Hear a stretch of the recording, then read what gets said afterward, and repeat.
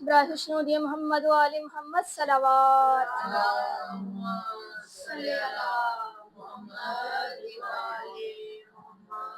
اعوذ باللہ السمیع العلیم من الشیطان اللعین الرجیم. بسم اللہ الرحمن الرحیم. الحمدللہ رب العالمین.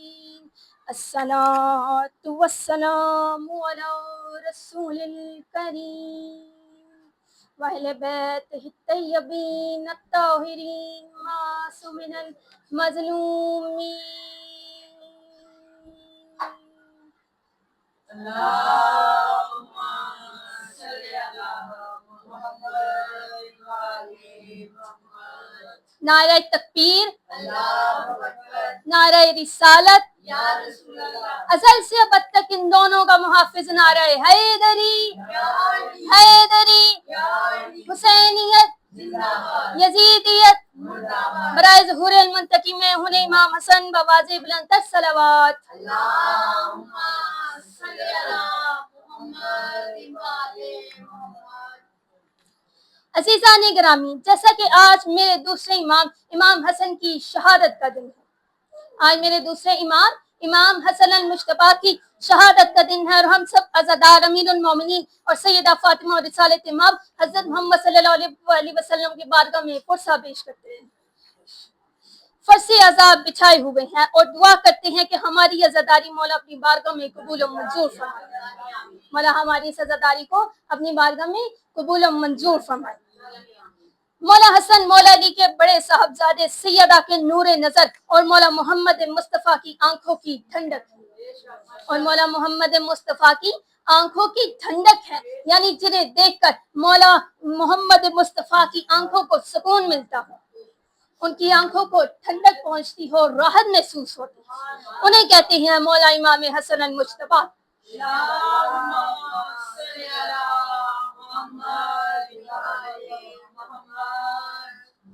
ہم اہل تشیع مولا حسن اور مولا حسین کا ذکر ایک ساتھ کرتے ہیں کیونکہ ہماری نظر میں یہ دونوں عظمت میں، طہارت میں، عبادت میں، سخاوت میں، محمد مصطفیٰ کی محبت میں، علم میں، حلم میں، عقل و فہم میں، ادراک میں، معرفت ہنرمندی میں ایک ہی ہے. ان دونوں میں کوئی بھی کسی قسم کا فرق موجود نہیں ہے، کیونکہ رسول اللہ نے کہا یہ حسنین کریمین، اور حسنین کا مطلب یہ ہے کہ حسن و حسین ایک ہے، حسن و حسین ایک ہے.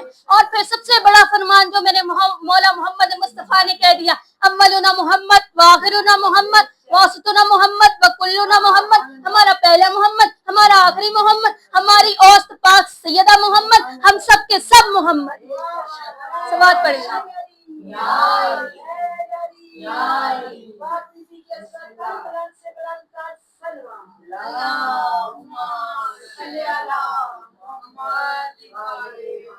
ان میں کوئی بھی کسی قسم کا فرق نہیں ہے، ماں سوائے اس کے کہ مولا حسن مولا حسین کے بڑے بھائی ہیں، ماں سوائے اس کے کہ مولا حسن مولا حسین کے بڑے بھائی ہیں. اور ایک جملہ جو میرے مالک کی طرف سے عطا ہوا ہے شاید آپ لوگوں کے لیے ہی ہے، آپ لوگوں کا قبول کرنا دیکھ کر میں آپ لوگوں کو دینے لگی ہوں. حسن کسے کہتے ہیں؟ مولا حسین شہید کربلا، مظلوم کربلا، اتنی بڑی ہستی کہ جس کے سامنے عباس ہاتھ جوڑ کے کھڑا ہو اسے حسین کہتے ہیں، اور جس کے سامنے حسین اپنے ہاتھوں کو باندھ کر کھڑا ہو اسے حسن کہتے ہیں. چمن کلی کلی علی علی علی نگر نگر گلی گلی علی علی علی علی جدھر جدھر ہوا چلی علی علی علی علی نعرہ حیدری یا حیدری یا حیدری صلوات. اللہم صل علی محمد وعلی مولا حسن مولا حسین کے بھی امام ہیں. جو امام حسین مولا حسین خود امام ہے، اور جو امام حسین کے بھی امام ہو انہیں حسن کہتے ہیں. جو مولا حسین کے بھی مولا ہو انہیں حسن کہتے ہیں.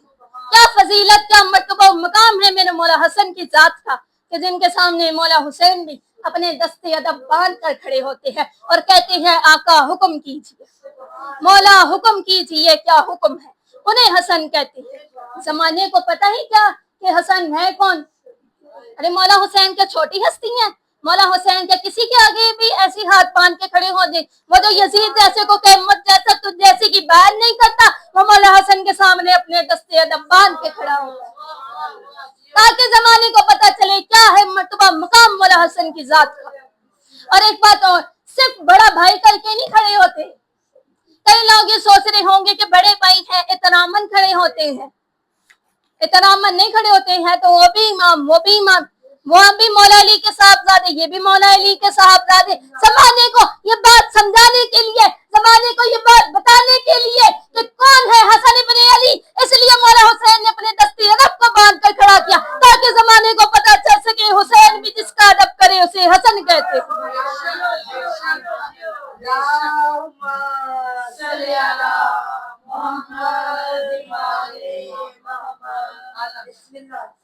ہمارے عقیدے کے مطابق جو منصب امامت پر فائز ہوتا ہے، ہمارے عقیدے کے مطابق جو بھی منصب امامت پر فائز ہوتا ہے، اس کے جانشین پر اس کی اطاعت سب سے پہلے واجب ہوتی ہے، اس کے جانشین پر اس کی اطاعت سب سے پہلے واجب ہوتی ہے، یعنی مولا حسین کی بھی اطاعت واجب ہے لوگوں پر۔ مولا حسن کے دور میں، مولا حسن کے دور حکومت میں مولا حسین کی اطاعت کرنا بھی واجب ہے، لیکن اولین جو ہے اطاعت وہ مولا حسن کی ہے، کیونکہ دور امامت مولا حسن کا چہرہ ہے۔ اسی طرح سے جب مولا حسین کا دور امامت آئے گا تو مولا سجاد کی بیعت کرنا بھی ضروری ہوگی، ان کا ادب و احترام بھی اتنا ہی لازم ہوگا، لیکن کیونکہ وقت کی حجت جو ہے وہ مولا حسن ہے، وقت کی حجت مولا حسین ہوں گے، تو اس حساب سے وہ مرتبہ مقام ذرا بلند ہوگا، جیسے مولا حسن کا دور ہوگا تو مولا حسن کا مرتبہ بلند ہوگا، مولا حسین کا ہوگا تو مولا حسین کا مرتبہ بلند ہوگا۔ صلوات پڑھیں۔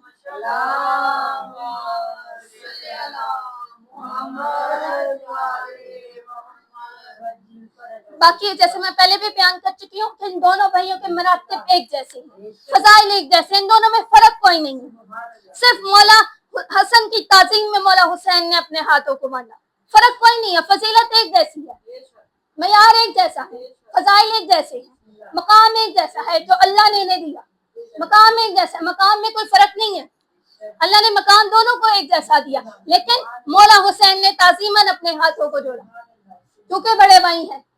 ایک چیز یہ بھی مولا نے سمجھائی کہ بڑے بھائی کا ادب کیسے کرنا ہے، ایک چیز یہ سمجھائی، لیکن زمانے کو بتایا کہ حسن کون ہے، زمانے کو بتایا حسن کون ہے، حسن ہوتا ہی وہ ہے جس کے لیے حسین بھی تعظیم کرے، حسن ہونے کے لیے یہ ضروری ہے کہ اس کی حسین تعظیم کرے، کم از کم حسین ہونا چاہیے، اور حسین کی تعظیم کے لیے کم از کم عباس ہونا چاہیے۔ ہر کوئی عباس نہیں ہو سکتا، ہر کوئی عباس نہیں ہو سکتا، ہر کوئی حسین نہیں ہو سکتا۔ 12 اماموں میں بھی 4 محمد 4 علی، 12 اماموں میں بھی 4 محمد 4 علی 2 حسن، لیکن جو 12 میں بھی یکتا ہو اسے حسین کہتے ہیں۔ ایک وہاں وہ یکتا، یہاں حسین یکتا، وہاں وہ وحدہ لا شریک، یہاں یہ وحدہ لا شریک، وہاں اس کا کوئی شریک نہیں، یہاں حسین کا کوئی شریک نہیں۔ اتنا بڑا حسین جس کے آگے دستے ادب کو باندھے اسے حسن کہتے ہیں، اتنا بڑا حسین، کیا فضیلت، کیا مرتبہ مقام ہے امام حسین کا، اور اتنی بڑی ہستی۔ بلند سے بلند تر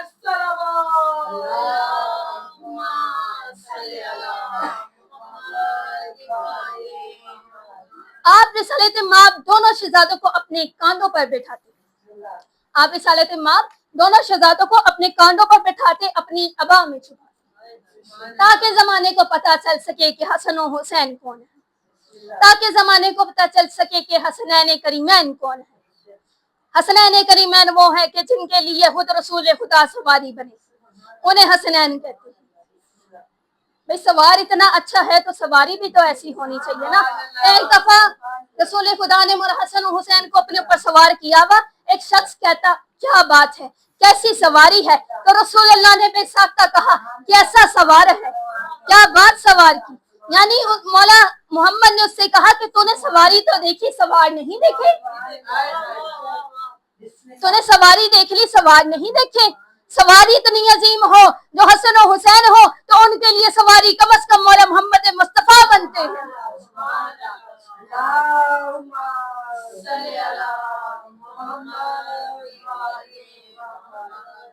के पसीना से फूल बनते हैं, मुल्ला जो बिगड़े तो शिमर बनते हैं।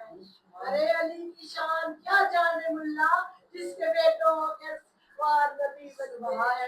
बोला हसन बादशाह की शान पे सुभान अल्लाह।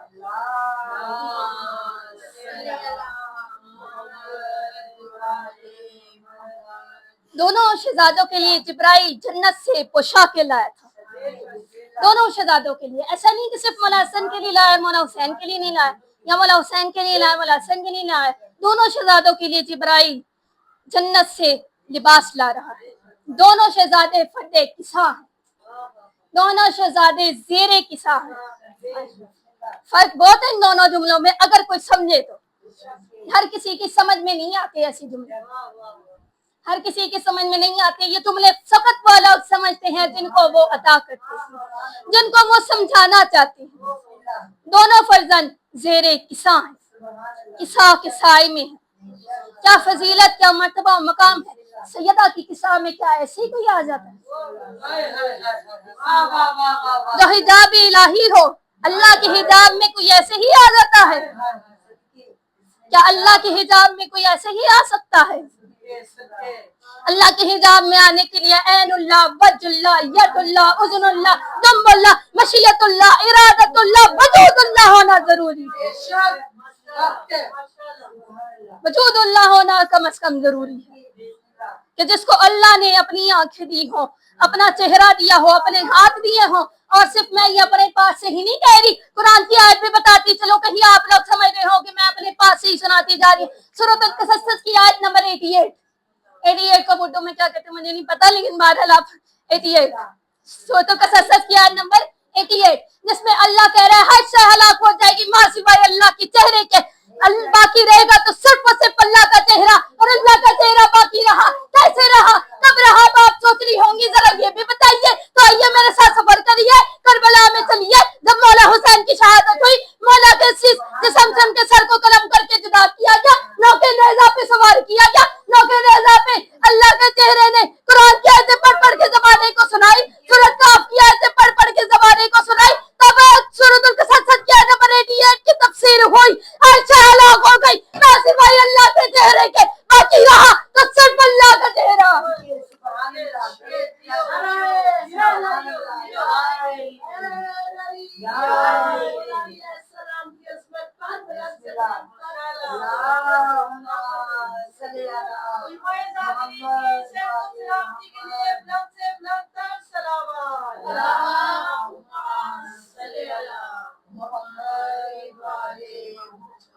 रिसालत इमाम ने दोनों शहजादों को एक जैसी अहमियत दी, एक जैसा प्यार किया। ऐसा नहीं कि मौला हसन से ज्यादा प्यार किया तो मौला हुसैन से कम किया, मौला हुसैन से ज्यादा किया तो मौला हसन से कम किया। दोनों शहजादों को बराबर प्यार किया, बराबर अहमियत दी, बराबर उनका मकाम को डिस्क्राइब किया, जमाने को बताया कि क्या अहमियत है हसनैन करीमैन की। इसीलिए तो अपने दोष पे सवार किया ताकि जमाने को पता चल सके कि हसनैन करीमैन कौन है। वो जिनको रसूल खुदा अपने दोष पे मोहर नबूवत पे बिठाए, उन्हें हसनैन करीमैन मौला हसन और हुसैन कहते हैं, ताकि जमाने को पता चल सके क्या फजीलत, क्या मर्तबा मकाम है अहले बैत अतहार की जात। सवाल पढ़िए।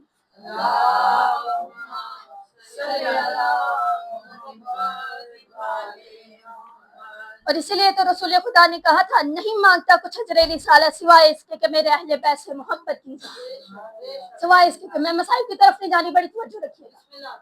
नहीं मांगता मैं कुछ अजर रिसालत सिवाय इसके कि मेरे अहले बैत से मोहब्बत की जाए, और सिर्फ मोहब्बत ही नहीं, मेरे अहले बैत से मवद्दत की जाए। मोहब्बत और मवद्दत में बहुत बड़ा फर्क है। मोहब्बत हो जाती है, मोहब्बत किसी से भी हो जाती है। आप कोई बच्चा देख रही खूबसूरत, कहते हैं माशाल्लाह कितना खूबसूरत है, वो मोहब्बत है। मुवद्दत ऐसी नहीं होती, मुवद्दत के लिए दिल से दिल का जुड़ना जरूरी होता है। रसूल खुदा को हसनैन करीमैन से मुवद्दत, इसलिए अहले बैत से मुवद्दत करने का कहा कि सिर्फ मोहब्बत नहीं करनी, मुवद्दत करनी है। जैसे आजकल की जुबान में हम इश्क कहते हैं, जैसे आजकल की जुबान में हम इश्क कहते हैं, रसूल खुदा ने अहले बैत से इश्क करने का हुक्म दिया। और रसूल ने कहा मैं नहीं मांगता कुछ भी अजर रिसालत सिवाय इसके कि मेरे अहले बैत से मोहब्बत करो, बस फकत यही अजर रिसालत चाहिए रसूल खुदा को कि उनके अहले बैत से मोहब्बत की जाए, उनके अहले बैत से मोहब्बत की जाए। زمانے نے ویسے بڑا برا عجب رسالت دیا رسول کو. میں مسائل کی طرف نہیں جا رہی لیکن ایک ویسی بات کر رہی ہوں, زمانے نے بڑا برا عجب رسالت دیا رسول کو. ابھی مسائل بیان کروں گی تو اس میں آپ کو سناؤں گی کہ کیا عجب رسالت دی امن نے رسول خدا کو. سوات پڑھیں.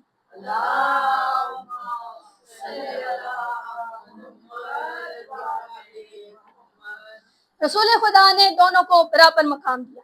مولا حسن کے لبوں کو چوما تو مولا حسین کے لبوں کو بھی چوما, کیونکہ حضور جانتے تھے کہ حسین کے گلے پر خنجر چلے گا, حسن کے ہونٹ زہر کا پیالہ پیے گا. رسول خدا جانتے تھے. رسول خدا کو پہلے سے بشارت دے دی تھی.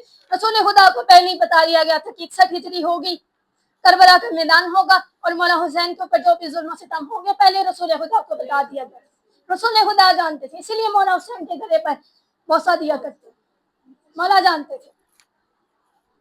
بڑے افسوس کے ساتھ یہ بات کہنا پڑی ہے کہ آل محمد کے فضائل چھپائیں گے, ان کی زندگی پر کم کم لکھا گیا ہے. میرے مولا حسن المصطفیٰ کے فضائل بھی تاریخ میں بہت کم ملتے ہیں, اور بعض ہستیاں ایسی ہیں جن کے فضائل ملتے ہی نہیں ہیں. جو کہ میں نے ابھی کچھ عرصہ پہلے جب جشن معصومین پڑھا تھا تو اس میں بتایا تھا کہ بی بی معصومہ کم کے بھی جو فضائل ہیں وہ نہیں ملتے. صرف وصائف کی چند روایات ہیں وہ ملتی ہیں, اس کے علاوہ فضائل جو ہیں وہ نہیں ملتے. اسی طرح سے مولا حسن کے فضائل بھی بہت کم ملتے ہیں. چند مخصوص واقعات جو ہیں وہی بتائے جاتے ہیں, سنائے جاتے ہیں, دکھائے جاتے ہیں, کیونکہ ہے ضرور اللہ نے کم نہیں کیے. ایسا نہیں کہ اللہ نے مولا حسن کو فضائل نہیں عطا کی, فضائل دیے لیکن لوگوں نے چھپا دیے. لوگوں نے چھپا دیے, لوگوں نے پردہ ڈال دیا ان فضائل کے اوپر. لوگوں نے چھپانے کی کوشش کی, لوگوں نے کوشش کی کہ اہل بیت کو چھپا دیں, اہل بیت کو مٹا دیں. لیکن یزید نہیں مٹا سکا تو یہ لوگ کہاں سے مٹا سکیں گے. اہل بیت کو مٹاتا مٹاتا وہ خود مٹ گیا. اہل بیت کو مٹاتا مٹاتا وہ خود مٹ گیا. اور کیا انجام ہوا تھا؟ میں یہی کہنا چاہوں گی بس اہل بیت کے دشمنوں کو, جو بھی آج کل کے زمانے میں اہل بیت کا دشمن ہے, اہل بیت کا دشمن بننے سے پہلے یزید کا انجام دیکھ لے. یزید کا انجام دیکھ لے. تو میں کہوں گی جو یزید کا انجام ہوا تھا آج کل کے دور میں بھی اہل بیت کے دشمنوں کا وہی انجام ہوگا, کیونکہ جو اہل بیت سے دشمنی رکھتا ہے اس کا یہی انجام ہوتا ہے, اس کا یہی انجام ہوتا ہے. سوات پڑھیں.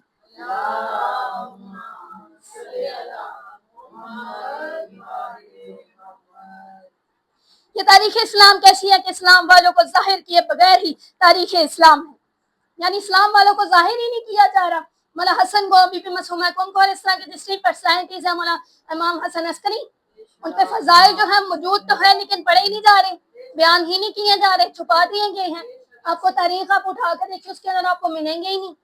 بہت چند کہیں کہیں سے بڑی مشکل سے آپ کتابیں چھان کے ڈھونڈیں گے تو آپ کو کہیں نہ کہیں سے چند جو ہے جملے وغیرہ مل جائیں گے جن کو آپ جوڑ کے جو ہے بیان کر سکتے. اللہ نے فضیلت سب کو برابر دی. اللہ نے ایسا نہیں کہ مولا علی کو زیادہ دے دی, مولا حسین کو زیادہ دے دی, مولا حسن کو کم دے دی, باقیوں کو کم دے دی. اللہ نے برابر دی. اللہ نے برابر دی لیکن لوگوں نے چھپا دیا, کیونکہ لوگوں کو مخالفت تھی. لوگ چاہتے نہیں تھے کہ ذکر اہل بیت عام ہو. دشمن اہل بیت چاہتے تھے کہ معاذ اللہ ذکر اہل بیت مٹ جائے, لیکن ذکر اہل بیت نہیں مٹ سکتا, کیونکہ اللہ نے وعدہ کیا مولا حسین جب تک حیات رہے مولا نے اللہ کا ذکر کرتا رہا. اب اللہ نے حسین سے وعدہ کیا کہ جب تک میں باقی رہوں گا حسین حسین کی صدائے بلند رہیں. اب یہ اللہ کا حق بنتا ہے, حسین جتنی دیر باقی رہا اس نے اللہ اللہ کی صدا بلند کی. اب جتنی دیر اللہ باقی رہے گا اتنی دیر تک جو ہے حسین حسین کی صدائے بلند رہے. سوال پہ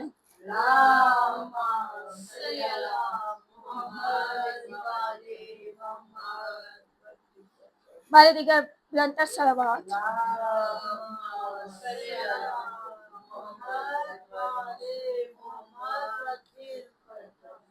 تاریخ آج بھی بھام ہے تو مولا حسین میدان کربلا میں تمام قاتلوں کو گھیر کر لائے. تاریخ میں آج بھی یہ ابہام ملتا ہے. حالانکہ وہ قاتل تعداد میں زیادہ تھے, راستے میں بھی مولا کو شہید کر سکتے تھے, تو پھر یہ ماننا پڑے گا کہ مولا حسین نے گھیر کر میدان کربلا میں لائے تھے تاکہ زمانے کو پتہ چل سکے کہ حق کیا ہے اور باطل کیا ہے. تاکہ زمانے کو پتہ چل سکے کہ حق کیا ہے اور باطل کیا ہے. انہوں نے جب مولا مکے میں تھے تب بھی قتل کرنے کی کوشش کی, لیکن اس لیے مولا حسین نے احرام توڑا اور کربلا کی جانب سفر کیا تاکہ زمانے کو پتہ چل سکے کہ حق کیا ہے اور باطل کیا ہے. اگر یہ وہیں پر مولا کو شہید کر دیتے, وہیں پر مولا کو مار دیتے تو زمانے کو پتہ ہی نہ چلتا کہ اللہ کون ہے اور رسالت کیا ہے, ولایت کیا ہے. اللہ کے ہونے پر کس نے یقین کرنا تھا؟ اللہ کی ذات کو بچانے والے مولا حسین، لا الہ کو بچانے والے 72 شہداء ہیں جنہوں نے اپنی قربانیاں دے کر لا الہ الا اللہ کو بچایا. سبات پڑھیں.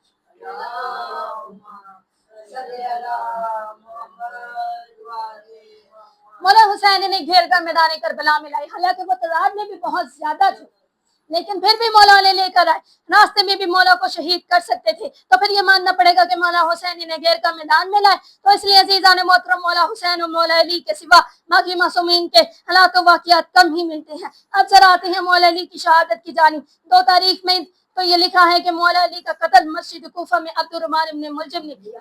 خدا لعنت کرے اس ملعون پر.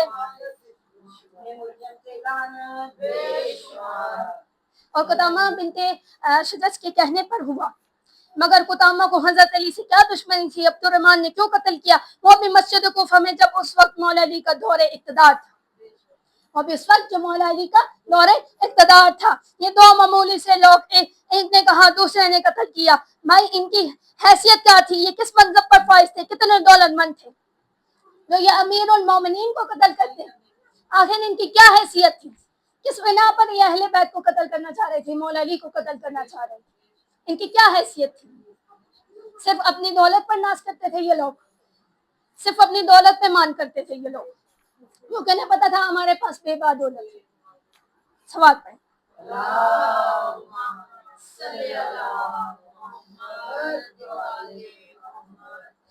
کتنے دولت مند تھے، کتنے لوگ ان کے حمایتی تھے. کیا اس سے پہلے بھی انہوں نے مولا علی سے کوئی جنگ لڑی تھی؟ اس سے پہلے بھی انہوں نے مولا علی سے کوئی جنگ لڑی تھی؟ نہیں. تاریخ کا مطالعہ کر کے دیکھ لے، جواب نہیں ملے گا. تو پھر کسی ایسے کی حمایت تو حاصل ہوئی نا کہ جس نے پہلے بھی جنگیں لڑی ہو مولا سے، یعنی کسی ایسی کی حمایت ان کے ساتھ تھی جس نے مولا سے پہلے بھی جنگیں لڑی اور ان کو جو ہے بتایا کہ میں تمہارے ساتھ ہوں اور تم جو ہے مولا کو قتل کرنے کے منصوبے بناؤ. یعنی انہیں اویئرنیس کی ایک قسم دی، ان کی حوصلہ افزائی کی کہ میں تمہارے ساتھ ہوں اور تم جو ہے مولا کو قتل کرنے کا منصوبہ بناؤ. خدا لعنت کرے ان منونوں پر. سوال پڑھیں.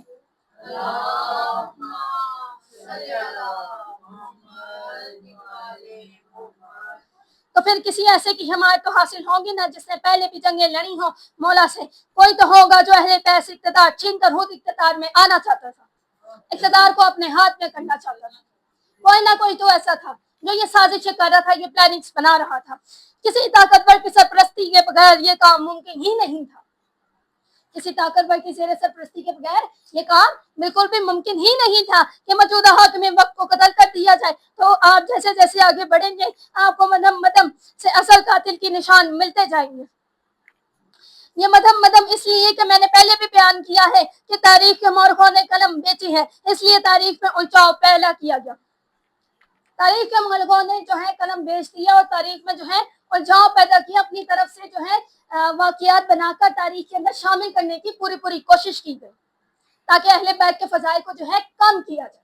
معاذ اللہ بہت سازشیں کی اس دور سے لے کے آج تک لوگوں نے، بہت سازشیں کی ان لوگوں نے کہ اہل بیت کے فضائل کو مٹا دیا جائے. وہ جو اللہ کی ذات جس کے فضائل کو بیان کرے، بھلا ان کے فضائل کو کون مٹا سکتا ہے؟ وہ اللہ کی ذات جن کے فضائل بیان کرے، قرآن میں جن کے فضائل بیان کرے، وہ جن کی شان میں قرآن کی آیتیں نازل کرے، بسم اللہ کی بے سے لے کے والناس کی سین تک، ان کو بھلا کون ختم کر سکتا ہے؟ کس میں اتنی جرأت جو انہیں ختم کرے؟ سوال پڑھیں.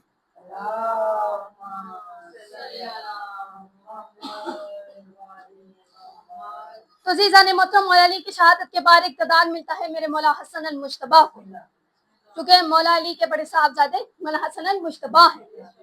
مولا علی کے بعد اقتدار مولا حسن کو ملا.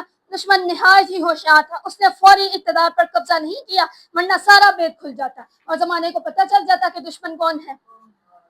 اس نے فوراً حملہ نہیں کیا، اس نے آہستہ آہستہ ایک پلاننگ کی اور پھر پلاننگ کے اکارڈنگلی جو ہے عمل کیا اور وہ مولا کے قتل کی سازشیں کرتا رہا اور پھر مولا کو قتل کروایا.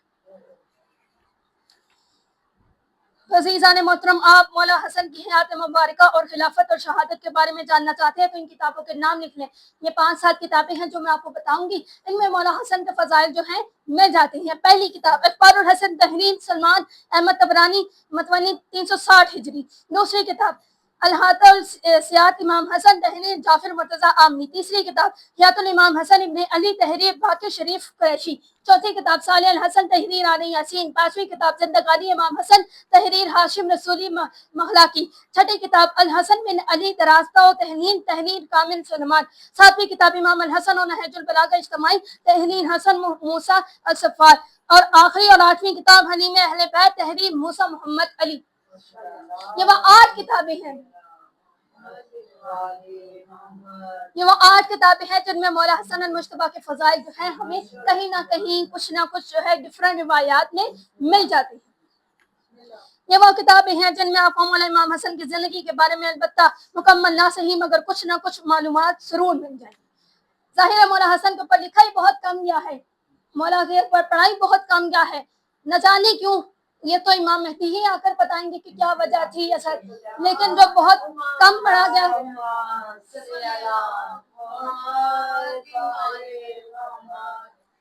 بہت کم پڑھا گیا، بہت کم لکھا گیا، لیکن یہ وہ کتابیں ہیں جن کے اندر سے ہمیں مولا حسن کے فضائل کچھ نہ کچھ مل جاتے ہیں، تاکہ ہم زمانے کو مولا حسن کے فضائل سنانے تو ہے نا، زمانے کو بتانا تو ہے نا کہ حسن کون ہے، زمانے کو پتہ چلنا چاہیے کہ مولا حسن کی کیا فضیلت ہے، کیا مرتبہ مقام ہے جو اللہ کی ذات نے انہیں دی۔ زمانے نے چھیننے کے لاکھ کوششیں کی، زمانے نے چھیننے کے لاکھ کوششیں کی، لیکن وہی بات نا بی بی نے کہا اس من تشاء و تذل من تشاء، اللہ جسے چاہے عزت دے، جسے چاہے ذلت، اللہ نے انہیں عزت دی، زمانہ چھین نہیں سکا۔ بڑے ملونوں نے کوشش کی، لیکن عزت اللہ کی دی ہوئی تھی، کوئی چھین نہیں سکا۔ شہید بھی کر دیا، شہید کر دیا، لیکن ان کی دی ہوئی عزت کو نہیں چھین سکا جو اللہ نے انہیں دی، بلکہ اللہ نے ان کی عزت میں مزید اضافہ کر دیا، اللہ نے ان کی عزت میں مزید اضافہ کر دیا، تاکہ زمانے کو پتہ چل سکے کہ اہل بیت اطہار کون ہے اور ان کی کیا فضیلت ہے۔ صلوات پڑھیں۔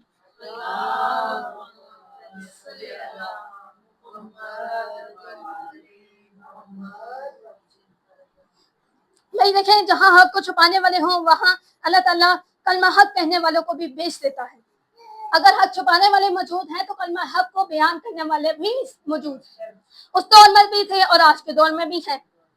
اس دور میں بھی اللہ نے جو ہے فرعون کے لیے موسیٰ علیہ السلام کو، نمرود کے لیے حضرت ابراہیم کو اللہ تعالیٰ نے بھیجا، نبی بنا کر بھیجا، تاکہ وہ لوگوں کی ہدایت کر سکے اور زمانے کو جو ہے راہ حق پر لا سکے، زمانے کو حق کی راہ دکھا سکے اور بتا سکے کہ حق کیا ہے۔ اور حق کیا ہے؟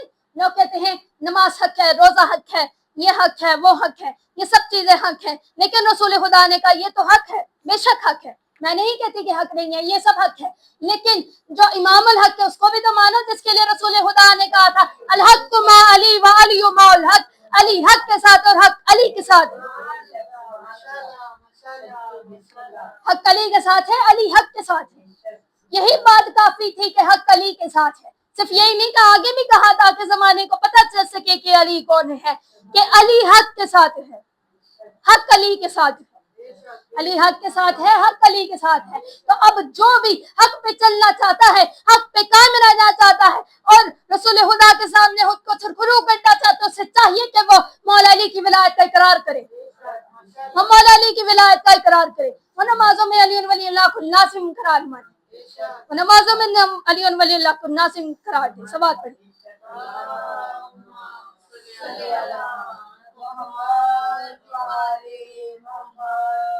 خیر عزیزان محترم، ہم اپنے جو ہے عنوان کی طرف بڑھتے ہیں۔ مولا علی کی شہادت کے بعد میرے مولا حسن کو اقتدار ملا۔ مختلف روایات میں ہے کہ مولا کے ہاتھ پر 40,000 لوگوں نے بیعت کی، اس دور میں بھی 40,000 لوگوں نے مولا کے ہاتھ پہ بیعت کی، جس دور میں لوگ جو ہے مولا حسن سے اقتدار چھیننا چاہتے تھے، اور انہوں نے چھین بھی لیا تھا، یہ میں بھی آگے آپ کو بتاؤں گی، انہوں نے چھین بھی لیا، لیکن بہرحال جب مولا کی حکومت آئی اس دور میں ظاہری طور پر 40,000 لوگوں نے مولا کے ہاتھ پر بیعت کی، مولا کی حکومت کو ایکسپٹ کیا، قبول کیا، مکہ امام تسلیم کیا، کیونکہ ظاہر ہے جہاں پر یزید ہو وہاں پر حسینی بھی ہوتے ہیں، یزیدی ہو تو حسینی بھی ہوتے ہیں۔ اگر اس دور میں جو ہے مولا حسن سے اقتدار چھیننے والے تھے اور ان کا ساتھ دینے والے تھے، تو مولا حسن کا ساتھ دینے والے بھی موجود ہیں، وہیں پر مولا حسن کے جو ہے ان کی امامت کو ماننے والے بھی موجود تھے، تو مولا حسن کو امام مان رہے تھے، مولا حسن کی امامت کا اقرار کر رہے تھے۔ صلوات پڑھیں۔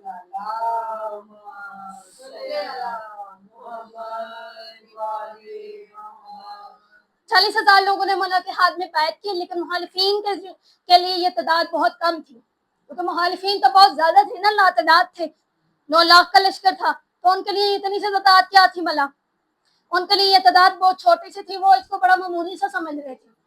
उन्होंने कहा ये क्या तादाद है, ये क्या, चल लोगों ने हसन की बैत कर ली तो क्या हसन का दौर आ जाएगा, हसन की हुकूमत आ जाएगी, हसन जीत जाएगा। वो इस तरह की जो है बातें, प्लानिंग्स अपने माइंड के अंदर कर रहे थे मुसलसल तौर पर। किसी के जानिब से हालात और इतने बिगाड़ दिए गए कि मौला को मजबूरन इक़्तिदार उन लोगों के हवाले करना पड़ा, यानी उन्होंने जो है हालात को इतना ज्यादा बिगाड़ दिया, इतना ज्यादा बिगाड़ दिया कि मौला हसन ने जो है खुद ही इक़्तिदार जो उनके हवाले कर दिया। अब देख लें कि मौला ने इक़्तिदार हवाले कर भी दिया, लेकिन फिर भी लोगों ने मौला को नहीं छोड़ा। कैसी दुश्मनी थी मौला इमाम हसन और मुज्तबा से, कैसी दुश्मनी थी, लेकिन मौला हसन ने बताना था जमाने को कि हक क्या है, हक की पहचान क्या है, जो शहीद हो जाए वही हक होता है, और जब बाकी रह जाए इस तरह के छीन के हासिल करने वाले हुकूमत को, वही बातिल पर होते थे। मौला हसन ने क्राइटेरिया दे दिया जमाने को कि अब तक क़यामत तक जो भी इस क्राइटेरिया पर चलेगा, जो शहीद हो जाएगा वो हक पर होगा, वो हक पर था इसलिए उसको शहीद कर दिया गया, और जो बाकी रह जाएगा समझ जाना कि वही बातिल पर है। और अगर वो हक पर होते तो कभी भी मौला हसन शहीद ना होते, कभी मौला हसन को शहीद ना किया जाता। सवाल पढ़ें।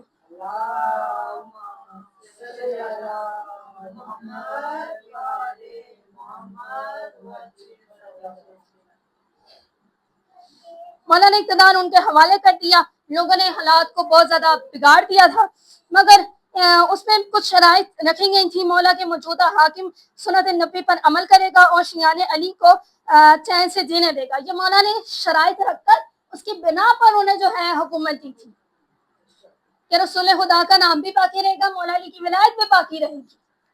जाहिर बात है उन्होंने उस वक्त जो है हुकूमत को अपने हाथ में करने के लिए हर चीज को एक्सेप्ट कर लिया, जी हम करेंगे करेंगे। बाद में विलायत को किसने माना था? अगर विलायत को मान लेते तो कभी करबला की जंग ही ना होती, अगर विलायत को मान लेते तो करबला की जंग ही ना होती। करबला की जंग हुई सिर्फ इसीलिए कि उन्होंने मौला हसन की बात को तस्लीम नहीं किया।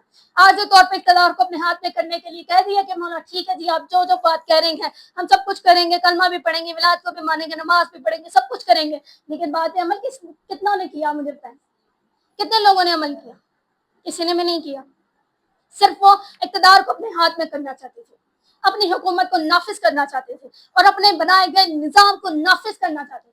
असल मसला निजाम का था, जिसकी वजह से वो हुकूमत में आए, क्योंकि उन्हें मौला हसन का नाफिज करता निजाम पसंद नहीं था। वो लोग जो है बगैरती को आम करना चाहते थे। माज़अल्लाह, मौला हसन के बनाए हुए निजाम उन्हें पसंद नहीं थे, क्योंकि मौला हसन का बनाया हुआ निजाम मौला अली का निजाम था, मौला अली का बनाया हुआ निजाम रसूल खुदा का निजाम था, और रसूल खुदा का निजाम अल्लाह का बनाया हुआ निजाम था, जो अल्लाह ने रसूल खुदा को बताया था। क्योंकि ये सब मोहम्मद है, तो नस्ल दर नस्ल रसूल खुदा से मौला अली को मिला, मौला अली से मौला हसन को मिला। सब ने जो है अल्लाह के बनाए हुए कानून के मुताबिक जो है सबको चलाना चाहा, लेकिन इन लोगों से ये बर्दाश्त नहीं हो रहा था। जो मुखालिफिन थे वो अपना बनाया हुआ निजाम नाफिज करना चाहते थे, वो चाहते थे। इसलिए तो मौला हुसैन को कह रहे थे, हाथ बेच कर कहा था यजीद ने कि मेरी बात कर ले, मैं जो निजाम नाफिज करना चाहता हूँ वो निजाम नाफिज कर दे। लेकिन मौला हुसैन ने कहा मुझ जैसा तुझ जैसे की बात नहीं करेगा, ताकि जमाने को पता चल सके हुसैन कौन है और यजीद कौन है। अगर मौला हुसैन एक वैसी बात करिए, अगर मौला हुसैन जैसी बात कर लेते तो जमाने को पता कैसे चलता कि हक क्या और बातिल क्या है। मौला हुसैन ने बात का इनकार करके जमाने को बताया कि हक क्या और बातिल क्या है, जमाने को बताया। और एक और जुमला बड़ी खूबसूरत मुझे याद आ रहा है, जो कि अक्सर जब भी मैंने मजलिस में सुनती थी तो मुझे बड़ा लुत्फ आता था इस जुमले का। कि मौला हुसैन जब दरबार में खड़े थे तो मरवान ने जो कहा था कि बात कर ले यजीद की, तो मौला हुसैन ने सख्त लहजा इलाहिया में कहा था, ओ नीली आंखों वाली के बच्चे, ओ नीली आंखों वाली के बच्चे, मुझ जैसा तुझ जैसी की बात नहीं करेगा। तू क्या चाहते हैं, मुझ जैसा तुझ जैसी की बात करे? जो ताहिरा कुम ततहीरा की औलाद है वो नीली आंखों वाली के बच्चे की बात नहीं कर सकता। सवाल पढ़।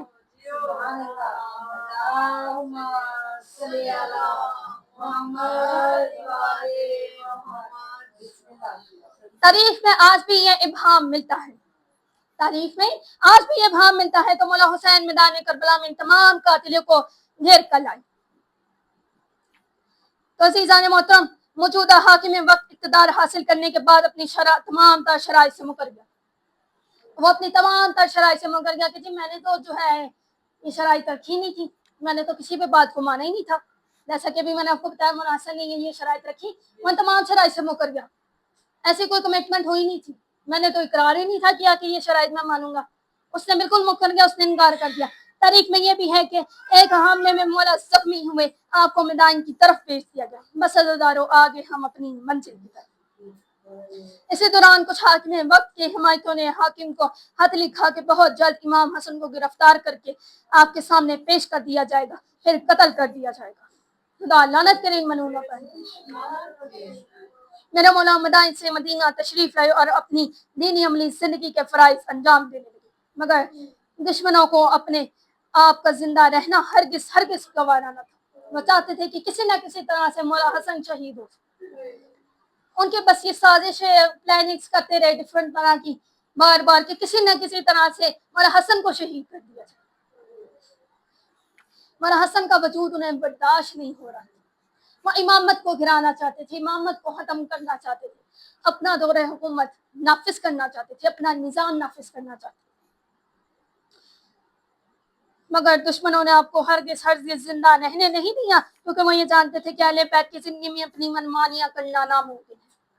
अहले बैत की जिंदगी में हम अपनी मनमानियां नहीं कर सकते, अहले बैत की जिंदगी में अपनी मनमानियां करना नामुमकिन है। इसलिए इनको राह से हटाना लाजमी था। मगर अहले बैत का किरदार ऐसा था कि इनसे दुश्मनी की कोई वजह ही नहीं बन सकती थी, तो इसलिए झूठे इल्जाम लगाकर कत्ल करने के सिवा कोई चारा ही नहीं मिला। उनको कत्ल करने के सिवा कोई चारा नहीं मिला, क्योंकि उन्हें पता था कि ये बैत नहीं करेंगे, ये हमारे बनाए हुए निज़ाम को कभी भी नाफिज नहीं होने देंगे। बस अज़ीज़ान मोहतरम, मैं अपना बयान समेटती हूँ, अपनी आखिरी मंजिल की तरफ बढ़ती हूँ। जब हाकिम वक्त ने इक़्तिदार अपने बेटे को देना चाहा, तो उसने जद्दा बिन्ते अशश को 100 दिनार देकर इमाम को जहर देने का हुक्म दिया।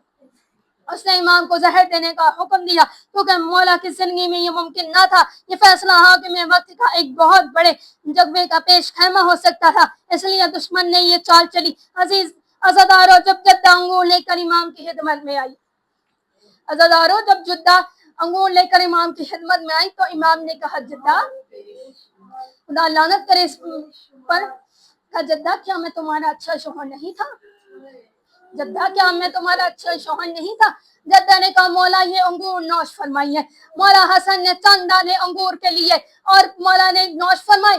जद्दा ने कहा, मौला और लीजिए। मौला ने कहा, बस तेरा जो मकसद था वो चंद दानों से ही पूरा हो गया।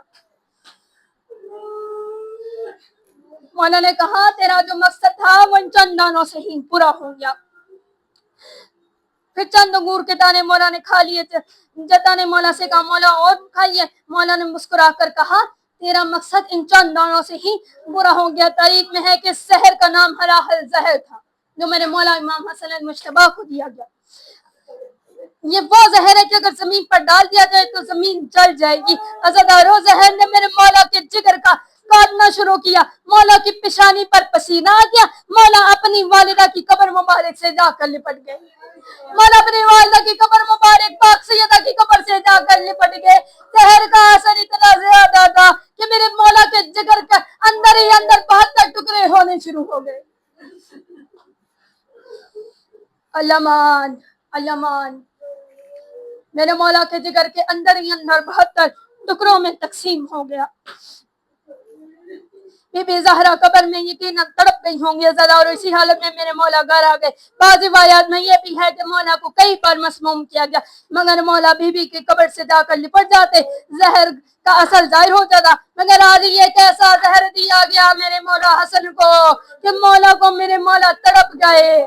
कैसा जहर दिया गया मेरे मौला को कि मेरे मौला तड़प गए। अज़ादारों, मेरे मौला घर तशरीफ लाए। तमाम सेनानियां मौला के गिर्द जमा हो गई। عزاداروں اس سحر نے میرے مولا کے جگر کو اندر ہی اندر 72 ٹکڑوں میں تقسیم کیا. مولا کو کہے جسے ہم آج کی زبان میں الٹی کہتے ہیں, تو اس کہے میں میرے مولا کے جگر کے ٹکڑے باہر کے تشت میں گرنے لگے. زینبوں کو صبر و کیا بیٹھ کرنے لگی اور زینبوں کو صبر و کیا کے بیٹھ عرش اولا تک جانے لگے. بیٹیاں کہہ رہی تھی بابا علی آئیے اپنے بیٹے کو بچائیے, بابا علی آئیے اپنے بیٹے کو بچائیے, اماں زہرا آئیے اپنے لال کو بچائیے, نانا جان آئیے اپنے نور نظر کو بچائیے. میں نے مولا کی حالت غیر ہوتی جا رہی تھی. مولا ام فروا سے کہا کہ میرے بیٹے کاشف کو لا کر میرے سینے پہ لٹا دو. مولا نے کہا میرے بیٹے کاشف کو لا کر میرے سینے پہ لٹا دو. مولا کا سینہ اتنا جل رہا تھا جب سے زیادہ کاشف کو لٹایا گا شہزادے کاشف بیچ ساختہ پیچھے ہو گئے. سوچے کیا حال ہو رہا ہوگا میرے مولا امام حسن کا. پھر آپ نے ایک نصیحت نامہ لکھ کر بطور تعویذ شہزادے کاشف کے بازو پر باندھ دیا اور فرمایا کہ بہن جو ہے نا, جب میرے بھائی حسین پر کوئی مشکل وقت آئے تو اس نقش کو کھول کر میرے بھائی حسین کو سنا دینا.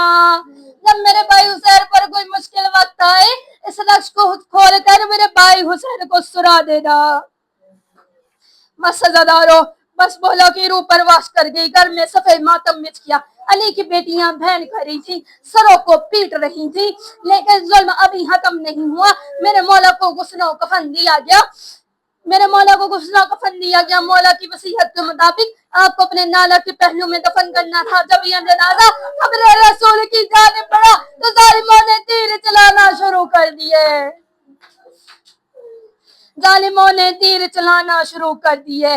عزاداروں مولا کے کفن کا رنگ سرخ ہو چکا تھا اور جنازہ پھر سے گھر لوٹ کر آیا. میں ہاتھ جوڑ کر سب سے پوچھتی ہوں کہ اگر کسی کا جنازہ ایسی حالت میں واپس آئے تو ماں بہنوں پر کیا گزرتی ہے, تو ماں بہنوں پر کیا گزرتی ہے. زینب و کلثوم اور رقیہ پر کیا گزری ہوگی جب بھائی کے جسم سے تیروں کو نکالا ہوگا. عزاداروں مولا پھر سے کفن دیا گیا اور مولا کو جنت البقیع میں لے جایا گیا, جہاں پہلے سے ماں زہرا کہہ رہی تھی آجا میرے لال, آجا میرے لال, تیری ماں تیرا انتظار کر رہی ہے. اللہ